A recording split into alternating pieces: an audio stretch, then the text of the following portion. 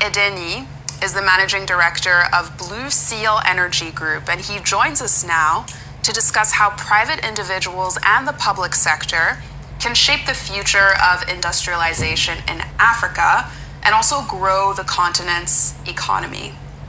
So thank you for joining us. It's good to have you. Thank you so much for having me. Absolutely. Great to be here again. Great, awesome. Great to have you. So, when we talk about the future of industrialization, it feels like this is something that really just goes hand in hand with infrastructure, right? But if we think of Nigeria as a country, this is a place where, what's the number? About 30% of the country actually has paved roads. Without roads, how are we meant to do anything? Without constant electricity, how are we meant to do anything? So doesn't infrastructure go hand in hand with industrialization? It sure does, and that's why we're here. I think Africa's story is going to be changed by Africans believing in investment inside of Africa. For those of us who have been in diaspora for some time, our factory is originally based in Lulig in Texas, and we've been importing chemicals over to Nigeria for a number of years, and then we had to have a mindset that if we are going to continue like that, it will be increasingly dependent on other clients. So we are creating local capacity. So the first plant we built here this year is able to produce now locally about 1.7 million liters of drilling fluids, production chemicals to serve the oil industry. After that, we'll be going downstream. The capacity, the full capacity when fully built in Atibejuleki here will be about 5 million liters. Just last week, the Delta State government, for example, talking about infrastructure, they've been building a lot of infrastructure, roads, and so on and so forth. Even when the governor gave his speech in opening the free trade zone, where we are going to be siting our second plant, that will be about 4 times what we have in Lagos, because that is the hub of the oil sector in Nigeria, using resources, underdeveloped resources like you highlighted in your opening remark, like gas, for example. We could use coal to be able to build a critical raw material that is used across several industries called like urea formaldehyde concentrate. That UFC 85, Nigeria spends over $200 million right now in importing it. Now, if we could be able to build plants there, for you to be able to manufacture that product, you need to build several infrastructure, a power plant, because it's exothermic. You are able to use the process to generate energy. We need just about 20% of that energy. The rest will be available to serve the community and other companies that will be building around that zone.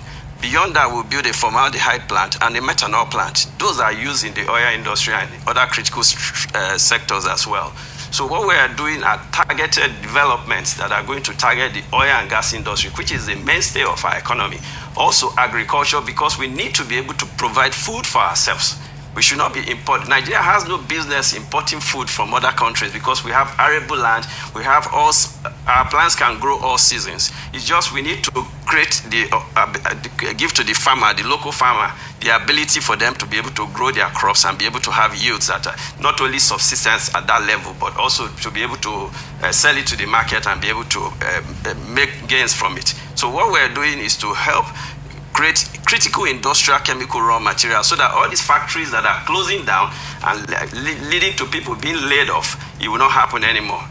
We're not going to be able to solve the problem alone. So we have taken the model of collaborating with others as well, taking the case to them that, see, we can make it happen here. Instead of taking all the resources you have abroad to develop those economies, why don't we invest locally? And then that state, for example, Delta State, they've created some infrastructure. Even the governor himself said in his speech that it is not enough anymore for you to be building roads and bridges and all those housing, that you need to create an economic climate where you are going to generate income and be able to take these 600,000 students that are graduated annually from our university, and it's staggering and very scary that you have people that are bright, willing to work, but they don't have an industry where to express themselves. So if you come to our factory here, for example, in Lagos, we have built campuses where we are going to be, from January, we're going to be onboarding a lot of students, the brightest of our chemical engineers, industrial chemists, and biochemists, and all of them, to be able to teach them what it means to be able to produce. Some of them have genius ideas, but they lack a place for expression. So what we call it, I've said it in your studio before, is Pan-African capitalism. We're not a socialist company.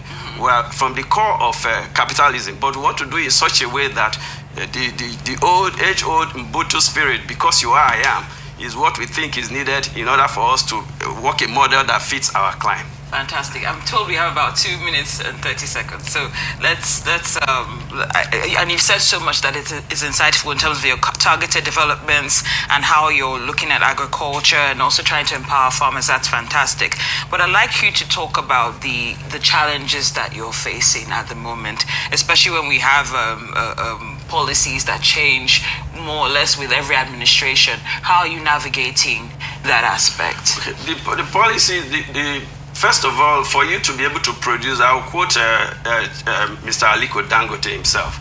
He said in his own words that for people, small players like this to be able to enter the industry, you need to create access to capital.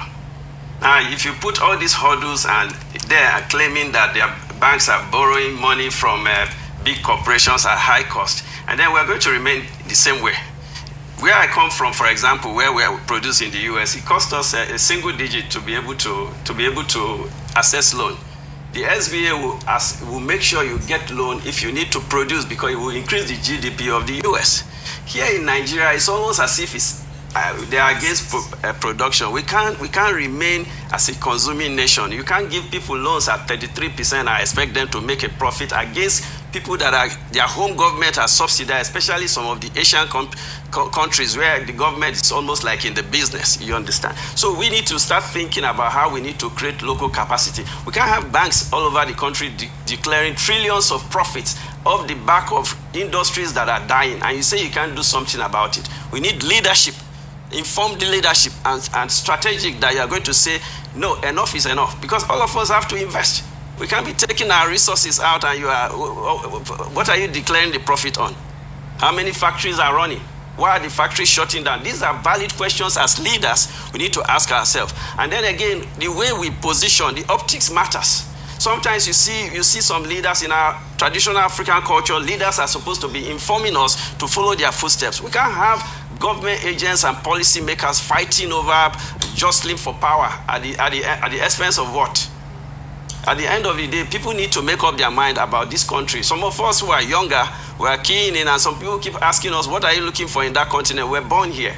There's a reason why we came from here.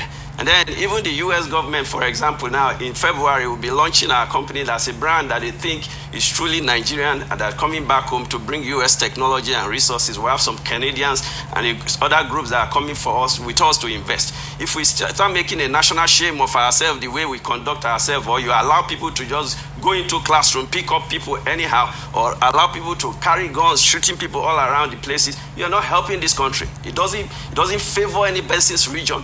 We have imaginary enemies that we are all fighting that I don't understand. So what we need to do is to look at ourselves in the eye and say, enough is enough. We need to create opportunities. Why there's banditry and 419 and all those Yahoo is because there are no opportunities for youths. They can't be taking themselves across Libya and whatever. I don't know what they think, but we need to start making efforts to make sure that we change the trajectory. And we are doing it. We've suffered greatly in our place here, where they've cut our cables and whatever, but we replace them. And we'll keep replacing them until we rebuild Nigeria.